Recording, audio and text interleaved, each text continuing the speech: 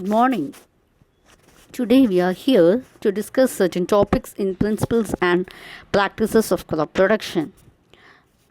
And we know very well that we have five course outcome, and today we are going to discuss certain aspects of course outcome 2, that is selection of suitable crops and deciding about the establishment procedures. And actually the crops are being the plants that are being grown by the farmers. Okay, and we know very well 70% of Indian population is depending on agriculture for the food and many. And we do have the types of crops of kharif, rabi, zaid, cash crop, and also food crop. So these are basic introductions. And kharif crop is actually, these are called as monsoon crops also, and they will be cultivated in the monsoon region. And actually it's between September, October, like this. Example, it can be rice and maize, millet, and it needs hot sun also. Rabi crop is actually it's grown in the winter season. Normally it can be harvested. It can be harvested in the spring season, and they require a warm climate. And rain in winter, if there is a rain in this winter, it will spoil this rabi crops. Example is wheat, gram, barley, peas, oats, chickpea, linseed, mustard, etc. Zaid crops are between kharif and rabi seasons. They are grown between this season, March to June, and they need a dry weather, and it is fast cash to the farmers. We can say it as cucumber, pumpkin, watermelon, all these example of Zaid crops.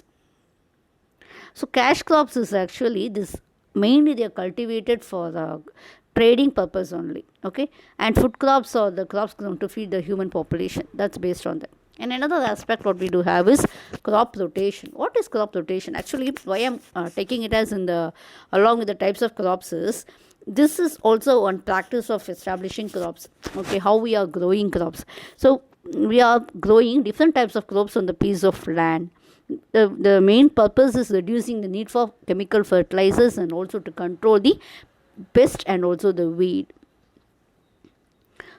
First main operation is tillage. Okay, so primitive man is using we need certain tools to disturb the soils for placing the seeds, etc. So you can Jadaratul, he was the father of tillage. What it is actually, it is a mechanical manipulation of soil with the tools and implements for obtaining the condition which is ideal for seed germinations. Okay, till can be coarse, fine, or moderate. It depends on what is required for our purpose. Next, we have it as the types of tillage. It can be on-season tillage. On-season tillage in the sense that are done for rising crops in the same season. Okay, or after that again on the after this tillage you will be growing the crops. Okay, primary preparatory tillage, actually these are done to prepare the field for rising. So deep opening and loosening of the soil, you have to bring out the desirable tilt also, and you will have to uproot the weeds, and other purpose you will have to make it. And actually preparatory tillage is again divided into primary, secondary tillage, and we do have inter tillage also. This primary tillage is after we have harvested one crop. Okay, so we have to bring the land for the next cultivation. So what happens is we are using different plows, etc., in order to opening of compact soil. The soil will be very compact, we have to break that. Second is secondary tillage. It is done after the primary tillage. Okay, so the purpose is in order to bring a good soil tilt. Okay, and this is very final operations. We are breaking the clods, and we are incorporating the manure and fertilizers if required. And intertillage is actually after cultivation. So the tillage operations are done in the standing crop after the sowing or planting, and prior to the harvesting we call it as the intertillage or intercultivation. And another one, actually what activities this we do have is harrowing, hoeing, weeding, earthing off. What do we have? And off-season tillages, this is for the forthcoming main season crops. We call it as an off-season tillage. And harrowing and planking, we do this. Okay, we actually in the planking, we are crushing the hot clouds and we are leveling the soil, etc. Harrows, cultivators are being made out. And how we are laying the seed bed.